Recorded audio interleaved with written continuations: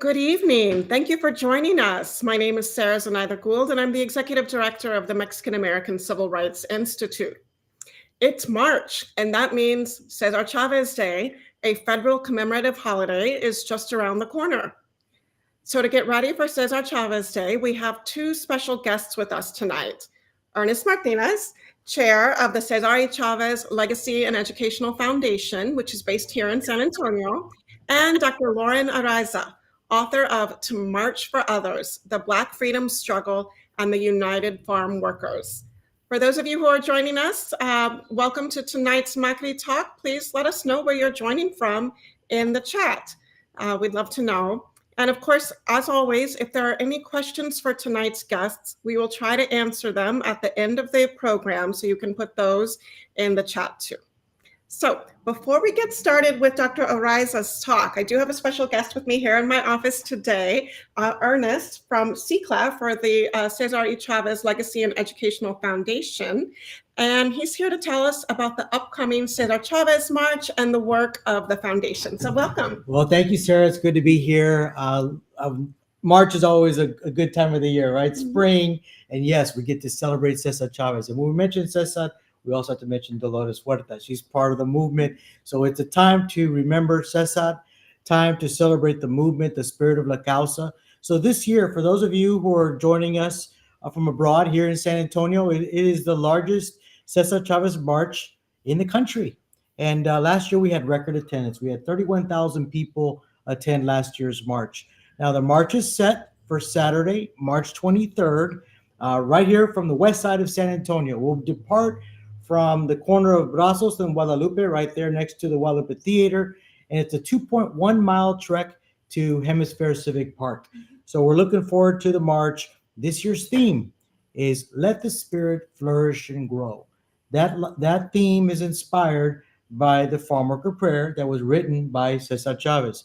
So there's a lot that can be taken out of that theme. And so we're excited about the schools. We got K through 12, colleges, universities, nonprofit organizations, even some of the employer groups that are joining us this year. Next Saturday, it's right around the corner. Now, people always ask me, why Ernest? Why San Antonio? Mm-hmm. Why is it such a big celebration here in San Antonio? I'll share a little bit of history. So back in the early 70s, my father, the late Jaime P. Martinez, he passed 7 years ago, was a labor union organizer. He was mentored by Cesar Chavez, and Cesar was a very close friend of my father. And so as a young boy, I had a front row seat to the movement. Of course, when you're young, you don't realize the impact and the magnitude of this man in the movement until you get older and you realize the impact that this man had on the world. And so, back in the early 70s, there was a lot of visits here to San Antonio. This was a focal point. Organizers would come together, strategize, and then Cesar would go to the valley and they would mobilize in the valley. Now, fast forward a few years later, 1979, Cesar asked my father to introduce him to the community at large. This was during the Chiquita Banana boycott, 1979, just a few blocks over from here at the Mexican American Unity Council. And there in that meeting was a collective of organizers, Father Cheryl Smith. You had young councilmen in Joe Alderete, Bernardo Ureste, Judge Albert Peña, and a lot of folks, Patty Radel.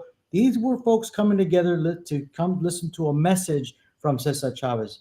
And it's sparked. That was the spark, all that was needed to continue moving ahead. Now, fast forward many years later, of course, the funeral.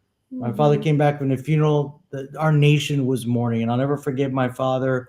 Very somber state as everybody was, and he looked up to me. He says, "Mijo, we got to do something for Cesar here in San Antonio." Mm-hmm. And I had no idea what he meant. This was 1993. Fast forward 1997, my father organized the Coordinadora 96, was a national at the National Mall in Washington, D.C., where there was a broad base of folks that were going to D.C. to lend their voices on many, many issues.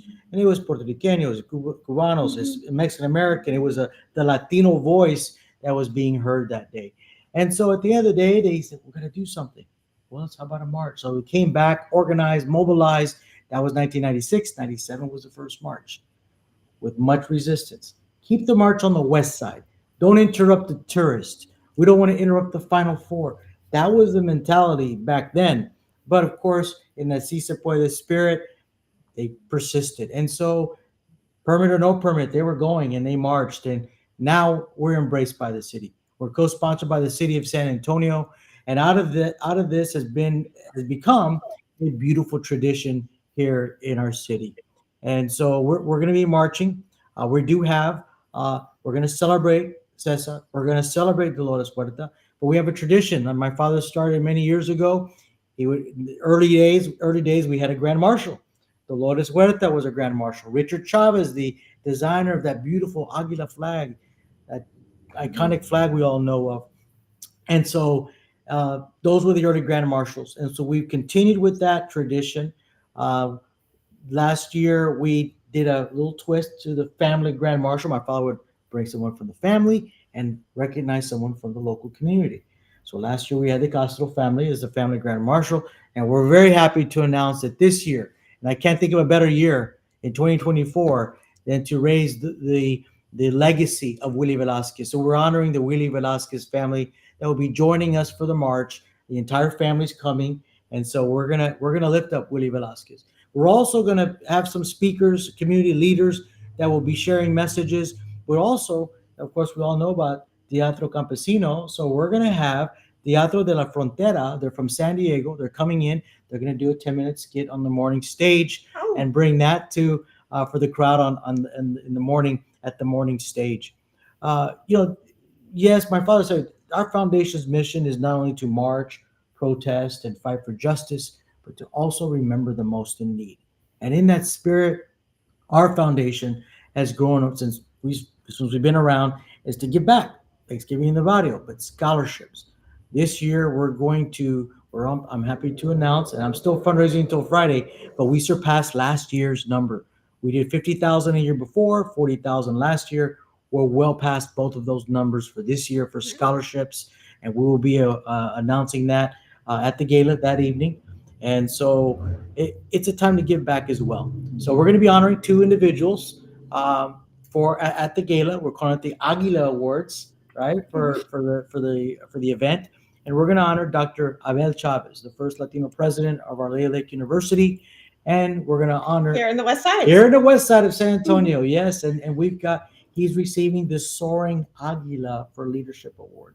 And then we have someone local. For those of you who are local, you know who this person is. But those of you who don't know, there's been someone who's been a friend of the community, is a great storyteller in journalism. We're going to award the Aguila Lifetime Achievement Award to Jesse Degollado from Channel 12. So it's going to be a great night that evening. We're going to march in the morning, celebrate in the evening, all for a great cause, for education and preserving the life and legacy of Cesar Chavez and Dolores Huerta in the spirit of La Causa. So we're looking forward for that for next weekend already. Amazing. Okay, so next Saturday, you're going to meet up at 9 a.m. at the Guadalupe Theater, Guadalupe en Brazos. You're going to have a stage with theatrical performance. The family grand marshal, the Velasquez family, you're right, very timely because this year is the 50th anniversary of the founding of Southwest Voter Registration and Education Project, founded by the late Willie Velasquez. Mm-hmm. And then we're marching to Hemisphere. Yes. And there's at the end at Hemisphere, beautiful civic park now, nice mm-hmm. green space. Mm-hmm. There will be a health fair going on. So there'll be a health fair. There'll be some music. There'll be some food trucks out there so we can celebrate at the very end there. And by the way, free bus service from VIA. VIA is providing free bus service starting at 8 a.m. till 9:15, I believe, from the Alamo Dome. Lots B and C, they take you right to the front of the march here. You get to march, and they'll be running bus service until 2:30 in the afternoon. They'll take you back over to the Alamo Dome, so you don't have to worry about trying to figure out how to get back to your car that day. And just one last thing, the San Antonio Food Bank. Oh my gosh, thank you so much for that. Farm workers feed a nation, right? We know that. And so in that spirit here in San Antonio, and not just San Antonio, all across, food insecurity is a very serious issue. So within that spirit, to remember the farm workers, and they feed a nation, we're going to feed San Antonio. So bring your canned goods to the march. We do this every year, and those canned goods will benefit the San Antonio Food Bank. Yes. Okay. So you will see us there Saturday at the Guadalupe Theater at corner of Guadalupe and Brazos, and then we'll be marching across the bridge over to Hemisphere Park. Thank you so much for being with us. I know you had a really busy day today. Yeah. Congratulations on the fundraising success. Yes. That's education is key. My father used to say, and one of the things that we really try to do is to elevate that profile for our students, our young people. Right. And Cesar Chavez, one of his more famous quotes is about how you can't take that away from us, right? You can't take education away once we've got it, right? So we've got to get there. Yeah. And so, education is part of the mission. Mm-hmm. Thank you so much, Ernest. Yes, thank you, Sarah. Okay. So, again, we hope to see you there if you're in San Antonio at the largest Cesar Chavez March in the country here in San Antonio. So now we have Dr. Lauren Araiza, who's an associate professor of history and Black studies at Denison University in Ohio. Dr. Araiza received her BA from Williams College and her MA and PhD from the University of California at Berkeley. Her first book, To March for Others, The Black Freedom Struggle and the United Farm Workers, was published in the fall of 2013 by the University of Pennsylvania Press, and she's here to share more about the work in that book today. So thank you so much for being with us, Dr. Araiza. Thank you so much for having me, and thank you everyone for logging in. I'm so honored to be speaking on behalf of the Mexican American Civil Rights Institute, and I'm so pleased that I received this invitation. As Sarah mentioned, the material I'm going to be talking about is drawn from my book, To March for Others, The Black Freedom Struggle and the United Farm Workers. Oh, and Sarah, you can put the first slide up so you can show that book. There we go. Next one. There we go. So this is the year, is basically the 10th anniversary of my book, and I'm so grateful that people are still learning from it and still want to hear me talk about it. I want to start by giving a little bit of background as to how I got to this project. After college, I worked at the Martin Luther King Jr. Papers Project at Stanford University, and working there, I was immersed in the history of the Southern Civil Rights Movement. And what quickly stood out to me was that the black-white framework that defined scholarship on the Southern movement didn't fit with my lived experience as a Mexican American in California. So I wanted to know the relationship between the Black freedom struggle and the Chicano movement and the ways in which those movements intersected.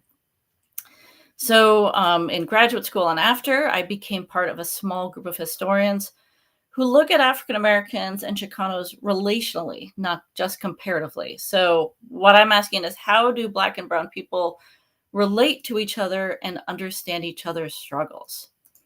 Now, earlier scholarship on the Black freedom struggle and the Chicano movements also tended to examine each movement in isolation, completely separate from other movements of the time period.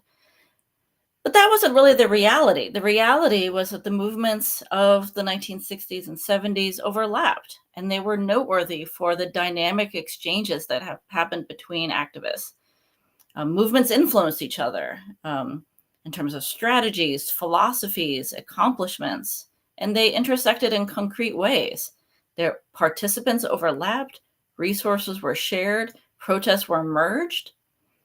Also, activists of the time often didn't think of themselves as participants in individual movements. They envisioned themselves and their struggles as part of the movement, which was the umbrella term for the various equality and justice struggles that unfolded in the United States from the 1950s through the 1970s. So activists had a broader worldview of themselves and their causes than is often acknowledged. So what I tried to do was to give a more accurate, more nuanced picture of both of these movements and the activists who participated in them. So what I wanted to know in looking at the relationship between the Black freedom struggle and the Chicano movement was to analyze why and how these different movements, which included people of different races, cultures, and struggles, came together in the pursuit of social change. But I also wanted to know about the forces that could keep them apart. So to do so, I chose 5 of the major civil rights organizations of the post-war period: the NAACP, the National Urban League, the Southern Christian Leadership Conference, the Student Nonviolent Coordinating Committee, and the Black Panther Party. Not only were these organizations at the forefront of the Black freedom struggle, but they all actively supported the United Farm Workers. And so I used their relationships with the UFW as a lens through which to examine Black Chicano solidarity and approaches to coalition building within the Black freedom struggle in the UFW. And in the book, I argued that successful alliances between the movement, between the Chicano movement and the Black freedom struggle, and more broadly between African Americans and Mexican Americans, depended on recognizing each other as peoples of color who shared common experiences of discrimination, exploitation, and oppression. However, I also found that race and ethnicity aren't the sole determining factors in cross-racial solidarity. Other aspects of personal and group identity, such as class, language, and religion, play important roles. Also, when we're dealing with organizations, we need to consider other intangibles, such as ideology, priorities, organizing strategies, location, and especially leadership, which are instrumental in the development and outcome of coalitions. So basically, what I found is that cross-racial coalition building is therefore complex, multidimensional, and often difficult. So I'd like to illustrate this by examining the UFW's international boycott of California grapes. As many of you know, Cesar Chavez and Dolores Huerta founded the UFW in 1962 as the National Farm Workers Association to organize agricultural workers who were primarily Mexican American in the Central Valley of California. Chavez and Huerta were already experienced organizers, and they came to see unionization as the best protection for farm workers who suffered from backbreaking labor, extreme temperatures, exposure to dangerous pesticides, child labor, and low pay. Sarah, if you could show the next slide.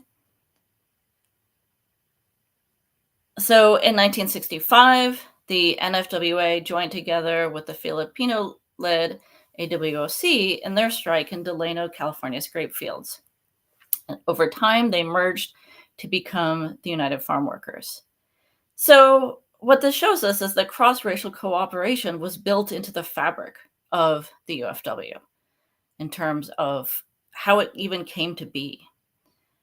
Cross-racial alliances were also a fundamental part of union strategy. Basically, farm workers in California were not powerful enough on their own to fight agribusiness. They needed allies from outside of the union to be successful. And so, as I said, the California grape boycott is an outstanding example of this. So the UFW launched its nationwide boycott of California grapes in 1968. In late 1967, the UFW had declared a strike and boycott of the Giomara Vineyard Corporation, one of the largest table grape growers in Delano, for refusing the union's repeated requests for elections for union representation of its workers. From the beginning, the boycott was challenging because consumers were having difficulty identifying Giomara grapes. The union's earlier targets had been processors or companies that use grapes to make other products, such as wine. But Giomara grew table grapes, whose brands were not household names. Furthermore, Giomara had obtained the labels of 70 other growers and affixed them to their crates, which compounded the problem of identifying Giomara-grown table grapes. So UFW leaders Dolores Huerta and Fred Ross realized that as long as consumers could not tell the difference between Giomara grapes and other grapes whose labels it was using, a boycott specifically against Giomara would fail. They therefore suggested to Chavez that the UFW launch a nationwide boycott of all California table grapes, which the union did in January 1968. Next slide, please. So the California grape boycott drew international attention and support for the UFW. Such disparate groups as housewives, celebrities, politicians, labor unions, religious groups and clergy, and activists of the New Left all boycotted California grapes. And among the countless people who supported the UFW during the California grape boycott were the organizations of the civil rights and Black Power movements. However, these organizations had differing reasons for supporting the UFW and the Great Boycott, and their level of support varied. So I'm going to start with the National Urban League. Next slide, please. The National Urban League was founded in 1910 in response to the Great Migration, when African Americans from the rural South migrated to industrial jobs in the early urban North. The Urban League's activities were based on the belief that decent housing and employment opportunities for African Americans could both reduce racial animosity and remedy the problems of urban living, such as crime, overcrowding, and poverty.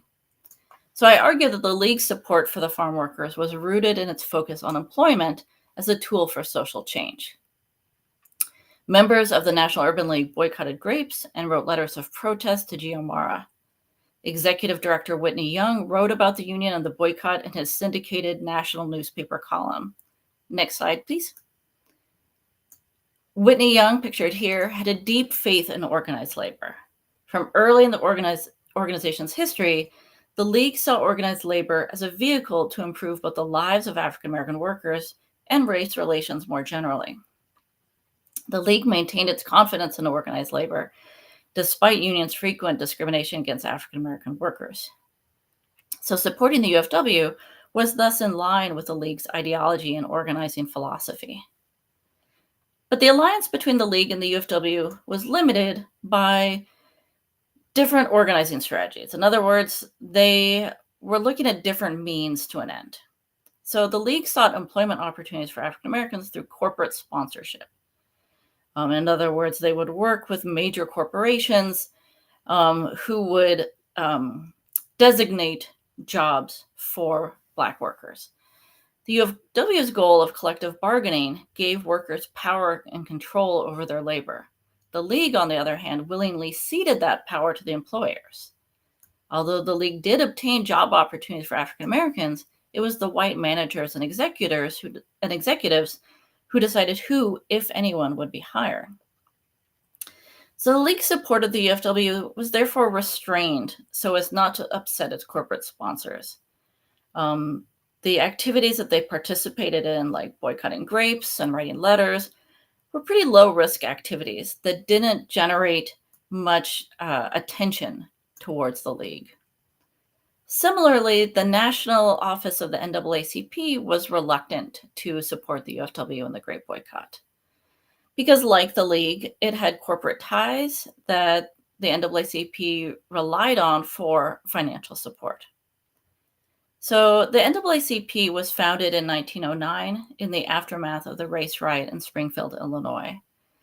Its primary goals were integration and the forcing of the U.S. to live up to the 14th and 15th Amendments, guaranteeing citizenship and voting rights. And mostly they used legal challenges to pursue these goals. Next slide, please. So the national leadership had historic aversion to direct action protest strategies. Nonviolent direct action, including boycotts, troubled the NAACP because the dramatic nature of such protests drew public attention away from the association's legal and political endeavors. In this picture here is Executive Director Roy Wilkins meeting with President Johnson. Boycotts also worried the national leadership because they alienated allies in the business community. So the NAACP and the National Urban League's tepid support of the Great Boycott revealed the importance of class unity in cross-racial coalition building. Leaders and members of both the NAACP and the Urban League were overwhelmingly middle class or even from the Black elite. And the financial stability of both organizations rested on their ties to corporations and white business leaders. Maintaining those ties then took precedence over supporting workers, both from the UFW and among the Black working class. But, next slide, please. The NAACP is a very hierarchical organization. There's a national headquarters in New York, but there are chapters all over the country. And the NAACP branches were much more receptive to using boycotts because, like the UFW, they understood that boycotts demonstrated the collective power of collective economic power of Black consumers. So picture on the left is from a boycott of Yellow Cab in San Francisco. The picture on the right is from a boycott of the Texas State Fair in the mid-1950s. So you especially see this willingness to use the boycott among the West Coast NAACP branches. And that's where you see the beginnings of the NAACP's support for the farm workers.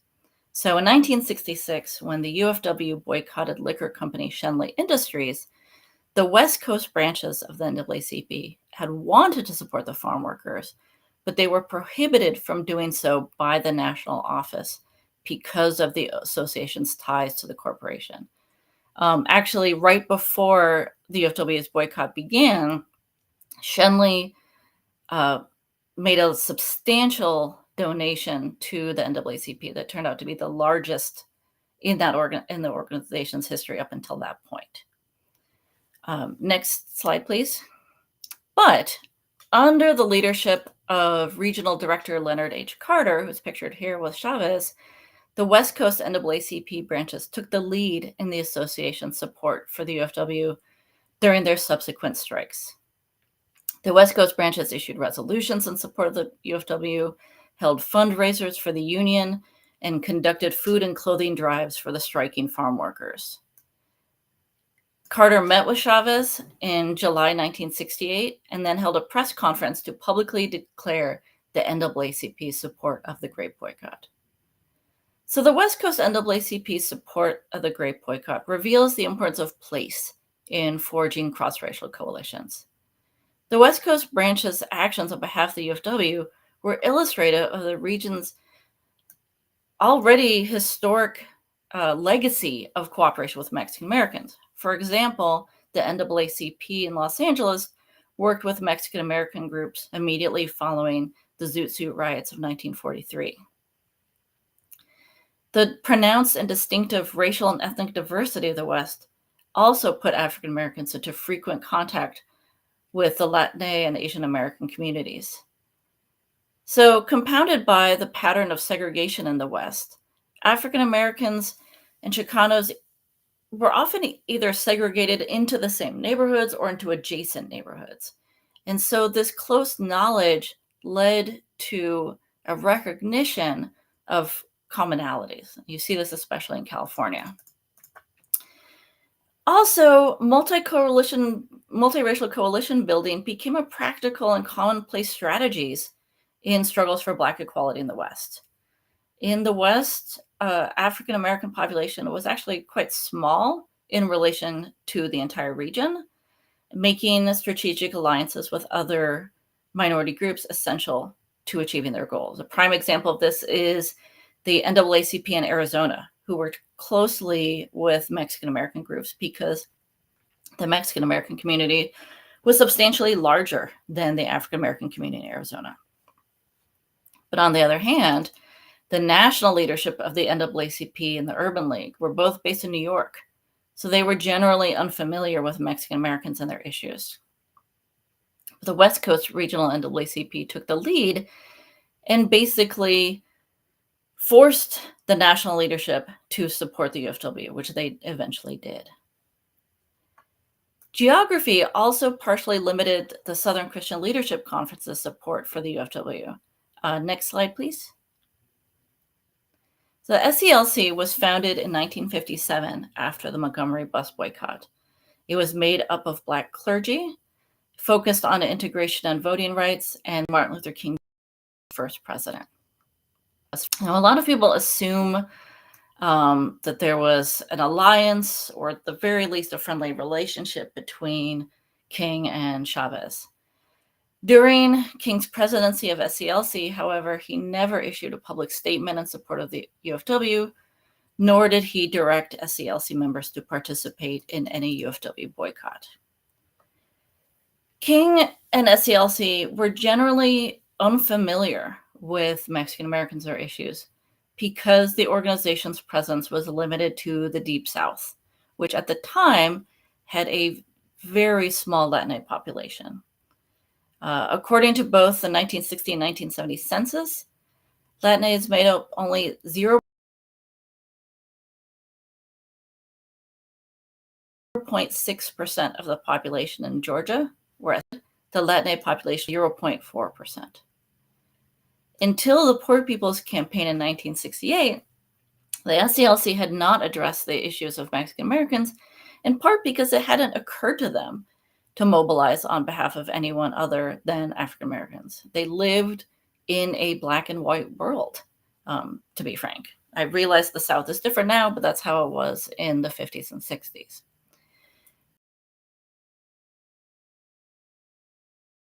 But there was other reasons as well. Despite King, he was largely distrustful of unions and ambivalent towards labor organizing. Furthermore, the UFW was affiliated with the AFL-CIO, whose leadership both supported U.S. involvement in Vietnam and did little to end discrimination in its ranks. And as we know, was an open conflict with the Teamsters, which was an ally of SCLC. Next slide, please. So the Teamsters also made substantial finance to SCLC. So this common commitment to nonviolence that King and Chavez are celebrated for, rightly so, was not enough to forge an alliance between the two of them. They were simply separated by geography, but also different priorities. But there SCLC's lack of support for the Great Boycott. Chavez refused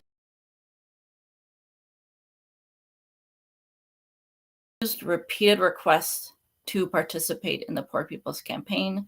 It would not allow UFW members to do so either. Next slide, please. An alliance between SCLC and UFW did develop.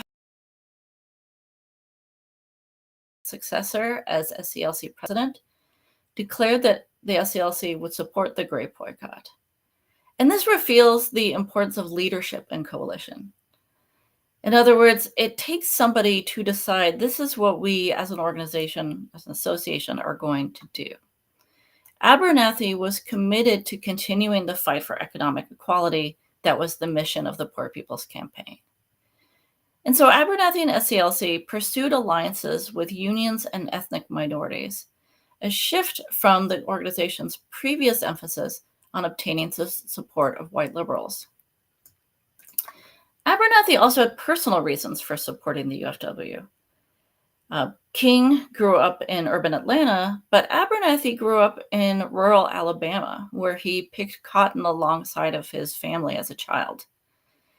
And so he very easily recognized the commonalities between African American and Mexican American agricultural workers.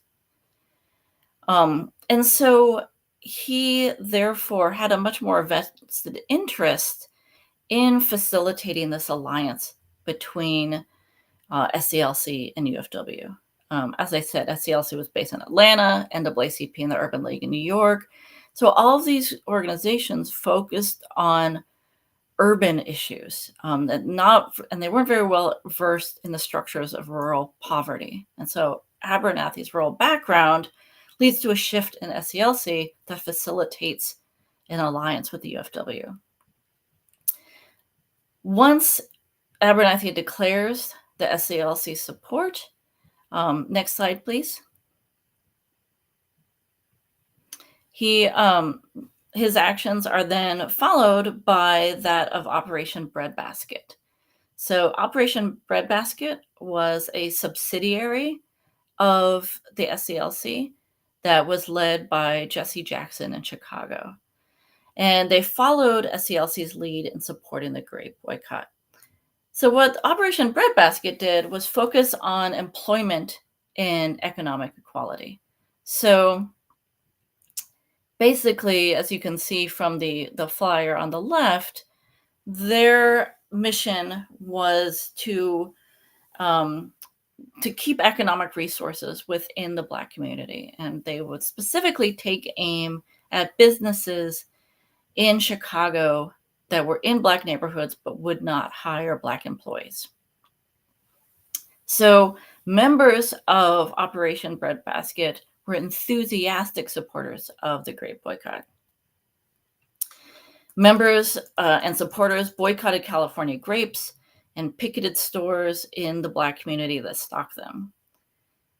Their support was so successful that California grapes were pulled from the shelves of all grocery stores in the Chicago area. UFW organizers reported that it became impossible to find California grapes in Chicago because of the assistance of Operation Breadbasket. But this points to the importance of common interest. So one thing that I argue about cross-racial coalitions of any kind, but especially cross-racial ones, is that everybody needs to benefit somehow. And so Operation Breadbasket and the UFW shared adversaries. The grocery stores that had persisted in carrying California grapes had been the same stores that had earlier been targeted by Operation Breadbasket for discriminatory hiring practices. So not only did they have these stores in common, but they also were addressing the same thing, right? That these were businesses that were exploiting workers, that were perpetuating economic inequality. So they had a shared purpose, and which ended up with mutually beneficial outcomes, right? These stores agreed to hire Black workers, kept California grapes off the shelves. Now, of all the civil rights and Black power organizations that I analyzed, what is often surprising to a lot of my readers is that the Black Panther Party turned out to be the most supportive of the UFW and the most involved in the grape boycott. It was in this alliances that all these factors I've been talking about, leadership, common interests, class solidarity, interracial unity, and geography all come together. Now, I know that for some, the UFW and the Black Panther Party might seem to be unlikely allies. I mean, Panthers were African-American militants. They organized in urban areas. They were largely socialist, and they promoted armed self-defense. The UFW, on the other hand, largely Mexican-American, based in rural California, largely Catholic, though not entirely. And as we know, Chavez was committed to nonviolent resistance. But these two groups overcame their differences to perform a productive, mutually beneficial, cross-racial alliance because they focused on their commonalities over their differences. Next slide, please. So Bobby Seale and Huey Newton, pictured here, founded the Black Panther Party in Oakland, California in 1966. The party was originally formed to counter police brutality in the city, but they also protested inequality in the Vietnam draft and substandard housing and medical services. They called for reforms of the educational and criminal justice systems, and they fought poverty and hunger. And they called for these things on behalf of all oppressed and marginalized people, not just Black people. From the very beginning, they advocated multiracial solidarity. Part of this is that the leadership of the Black Panther Party was socialist. To them, especially Newton and Seale, class, not race, was what defined their group and its concerns. And so they saw Mexican Americans as commonly exploited members of the working class. The Panthers were also motivated to pursue multiracial solidarity and coalitions due to the racial and ethnic diversity of the San Francisco Bay Area. Party members grew up in Oakland around Latina, Asian American, and Native American communities who shared their experiences of police brutality, unequal education, and discrimination in housing and employment. So Oakland's multiracial milieu led the party to prefer cross-racial coalition building as a more practical and desirable strategy than the racial separatism called for by other advocates of Black power elsewhere in the United States. So in a demonstration or an illustration of this is that the party slogan was all power to the people rather than Black power. So with all power to the people, this reflected the inclusiveness and emphasis on multiracial solidarity, typical of organizing in the Bay Area. Next slide, please. So the party worked with several radical organizations, regardless of race. In California, as pictured here, they worked with the Red Guard, which was a radical Chinese group based out of Chinatown in San Francisco, and the Brown Berets, a radical Chicano group out of Los Angeles. But this was also not unique to Oakland. Next slide, please. The Chicago chapter of the Black Panther Party, led by Fred Hampton on the far right, worked with the Young Patriots, who were young white migrants from Appalachia, and the Young Lords, which were a Puerto Rican organization, well, formerly had been a gang, became a social justice organization. And they formed what's known as the First Rainbow Coalition. So the Black Panther Party therefore understood African Americans and Mexican Americans as subjected to the same discriminatory forces. Basically, it just didn't occur to them to not support the UFW. Whenever I interviewed Panthers when I was writing this and asked them why, they were like, well, of course we would. That was pretty much the response. So during the Great Boycott, Panthers attended rallies in support of the striking farm workers at especially when they were in Oakland at the nearby University of California, Berkeley. The party published regular updates on the Great Boycott in its widely read newspaper, which was sold in the Black community and to other radical organizations and activists. Next slide, please. So, although based in urban Oakland, leaders and members also had experience with rural poverty and agricultural labor. Many party members in California, including founders Newton and Seal, had migrated from the rural South as children with their families. Others were descendants of migrants. So La Causa resonated with the party because its members could relate to the struggles of rural agricultural workers. This had been their family background. So, for example, Bobby Seale, who really was one of the most instrumental people in this alliance, worked in the fields of California alongside Mexican migrant farm workers. His father was a carpenter, and he would supplement his income as a labor contractor, which is one of the positions that the UFW was fighting against. He bought an old school bus and would transport Mexican agricultural workers from Oakland to the fields, and sometimes Bobby Seale and his sister would go along and worked in the fields. So he knew firsthand what that experience was like. Next slide, please. Also, what's not often talked about was that a lot of Panthers were members of trade unions. Pictured here on the far left is a man named the late Ducho Dennis. He was a municipal bus driver in San Francisco. And there were others who worked at a Ford factory in Hayward, California. And so the members of these unions were connected to a radical Black labor movement who reached out to the farm workers. This is Ducho had gone to Delano with some other municipal bus drivers to meet with the UFW. These are two farm workers pictured here. So they had that background in agriculture, and you have this pretty substantial Black trade organizing experience in the Bay Area. Next slide, please.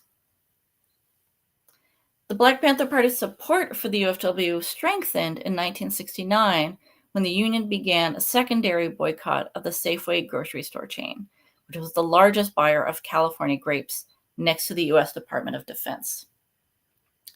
Safeway annually bought grapes from Geomara, totaling $1 million in sales.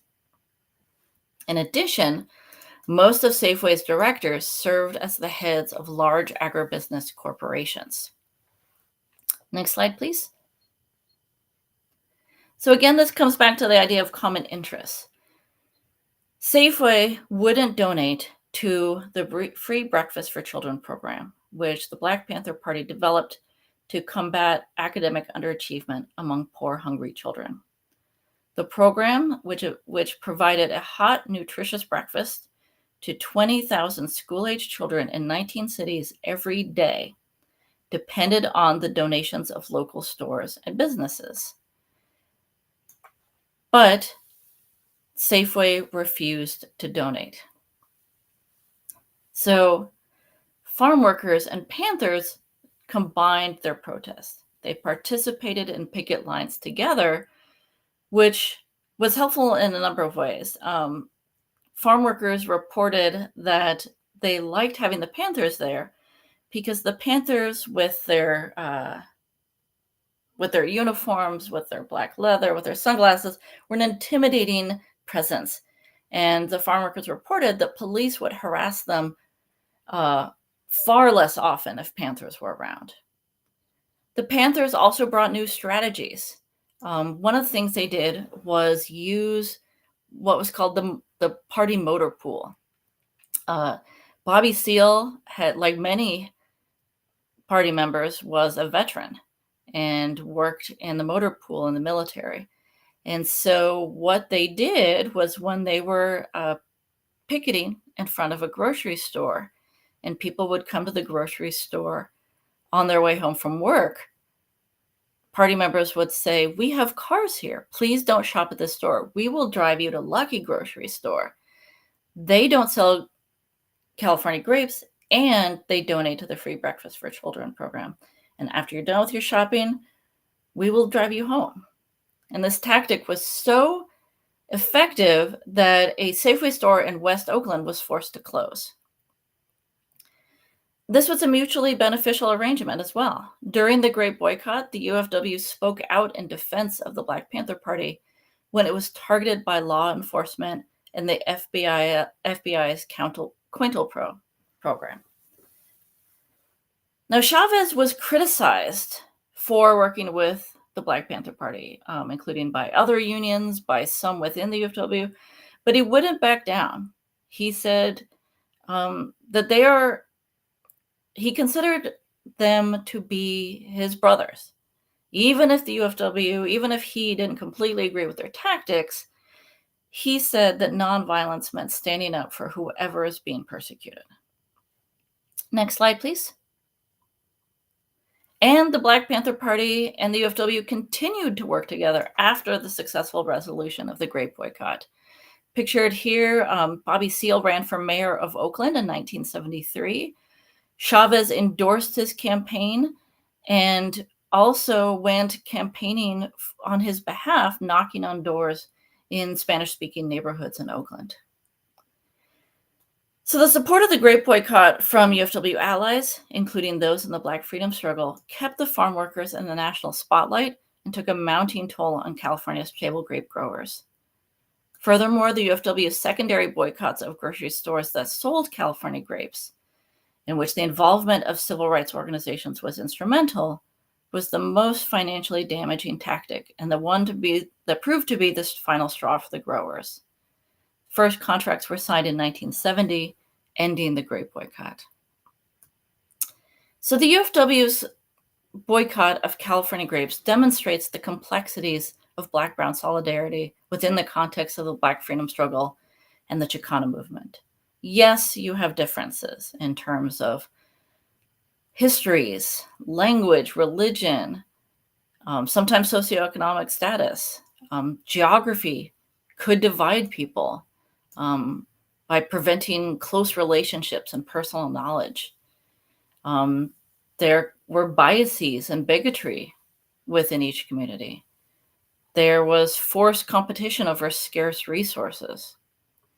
And finally, it's hard to form an alliance with another group when you're still trying to achieve unity within your own group. But the success of the California grape boycott and the involvement of such a disparate array of civil rights organizations gives us models for Black-Brown solidarity and shows us what can be accomplished when we work together. What these groups did was they make an effort to find commonalities despite their apparent differences. And like the party in the UFW, prioritize those commonalities over things that could keep them apart. So there can be disagreements, there can be tensions, and even if it seems impossible, oppressed communities can come together to fight for change. And the California grape boycott proves it. Thank you.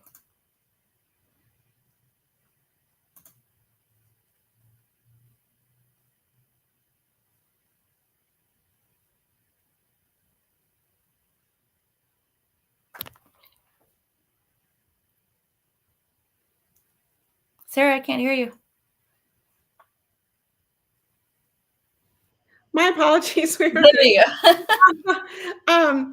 Thank you so much for an amazing presentation. I was just saying that I think for a lot of us, we maybe never knew that the United Farm Workers had relationships with these different African-American organizations, and that those opportunities for working in solidarity and seeing those common struggles, that those were there.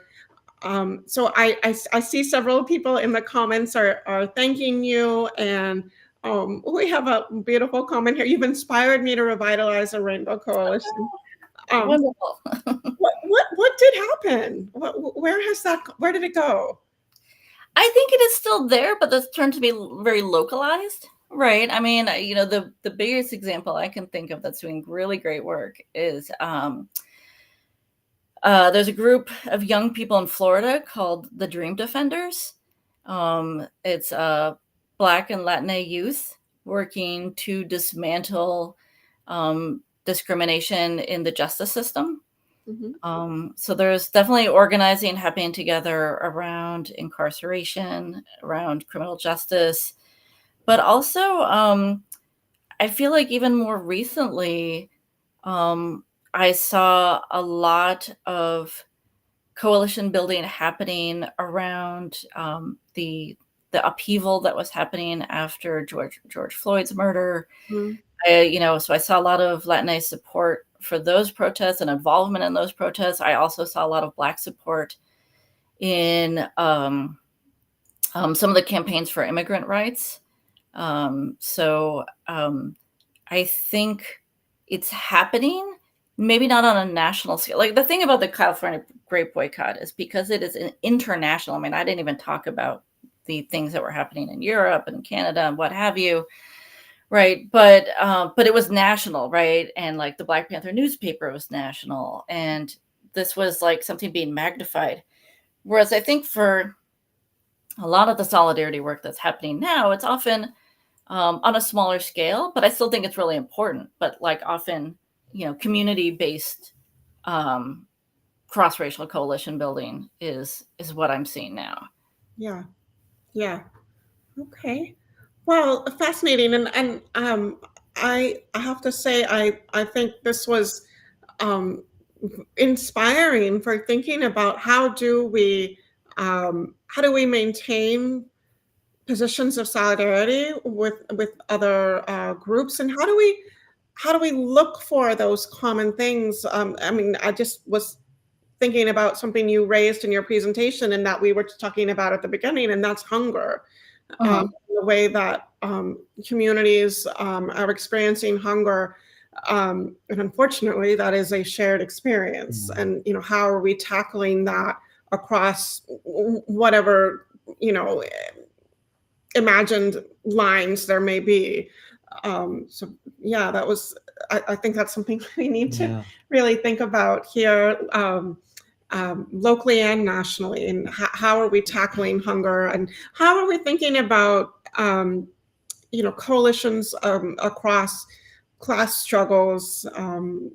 So yeah, that's fascinating. Go ahead. And on that note of hunger, right? Arturo Rodriguez, who was the the United Farm Workers president, served on the Equity Commission for the National and the National Food Yeah. Administration. Anyway, how is it after decades and decades that farm workers aren't included in the SNAP program? Farm workers Yeah. excluded from the very program that's supposed to feed our country, right? Yeah. And so that Equity Commission study was done a couple of years ago, and so Arturo Rodriguez took part in that. But how sad that after so many years that had to take place. Right. And something that also I'm reminded of is a couple of summers ago, our farm workers here in the United States were really struggling with wildfires, and so they were out working in the fields while wildfires were happening and breathing in that ash. Of course, when we think about the environment and our health, I think a lot of times we think about urban areas and urban pollution, which disproportionately impacts communities of color. In the case of what happened a couple of summers ago, we had these rural farm workers and their health being put at risk because of environmental crisis that we're having. And I think, maybe we should be thinking about coalitions between rural and urban communities of color that are experiencing the environmental crisis and how that's impacting people's health and well-being. Well, thinking about I do think we're seeing some of that in the Southeast now, right? Because the Southeast, as I said, like the South, like when I'm looking at it in the 50s and 60s, it's a very black-white space. It's not like that anymore, right? We know that, right? Mhm. Not since like 1985. So now you have these Black and Latina farm worker communities together, right? And so that's another place where you're seeing this organizing, because you're seeing these agricultural workers in the same space, right, dealing with these same issues. Like when I was writing, I was talking about like farmers in California and sharecroppers in the Southeast. But now you have these communities together in the Southeast that are organizing together, and there's some really great organizing happening, like in Georgia and in the Carolinas, around immigration, but also around like these health concerns as well. Yeah. And just a couple of years ago, right, we had the United Farm Workers, Teresa Romero, who the 337-mile trek from Delano to the Capitol. I took part in that march a couple of summers ago, and all because Governor Gavin Newsom had vetoed a bill. I mean, they were asking for some very basic needs in the fields. We had elevated levels of heat.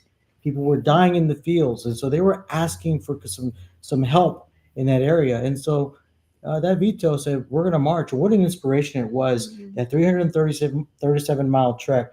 I took part in about 40 miles of that march. What an inspiration it was to see the communities at every stop, people coming out to support the United Farm Workers. And this was just a couple of years ago. Yeah. Well, thank you so much, Dr. Araiza. Thank you so much, Ernest, for being here with me at the MACRI Visitor Center. Really, I think, eye-opening presentation tonight. You've given us a lot to think about, and also some more investigating to do about what people are doing right now around these types of issues. So thank you to everybody who tuned in tonight or who's going to watch this later on. These videos get watched later on. I want to thank our funders, including the City of San Antonio, Bexar County, the Mellon Foundation, the John L. Santikos Fund of the San Antonio Area Foundation, AARP, Wells Fargo, the National Trust for Historic Preservation, the Texas Historical Foundation, and individual donors like you. If you like tonight's presentation, we have more events coming up. In fact, if you are in San Antonio, tomorrow there is a community meeting to talk about the designation of Jovita Idar Memorial Way on the segment of Perez Street, where she used to live here in San Antonio. That's at 6 o'clock tomorrow at the One Stop Center at 1901 South Alamo Street. And we also have our Latina Spring Film Series continuing on Thursday, March the 28th. At 7 p.m., we'll be gathering at Jaime's Place here on the West Side for a screening of the new documentary, Joan Baez, I Am a Noise, Joan Baez, legendary Mexican-American civil rights activist and folk singer, will be having live music by Allison Alonso starting at 7, and then the film will start at 8 once the sun goes down. So we hope to see you there. We encourage you to learn more about MACRI at our website, somosmacri.org. You can find out all about our upcoming programs. Did you know we're building the nation's first museum dedicated to Mexican-American civil rights history, and we need your support. So look at our website, subscribe to our newsletter, follow us on social media, and we hope to see you again soon. Gracias and good night, everyone.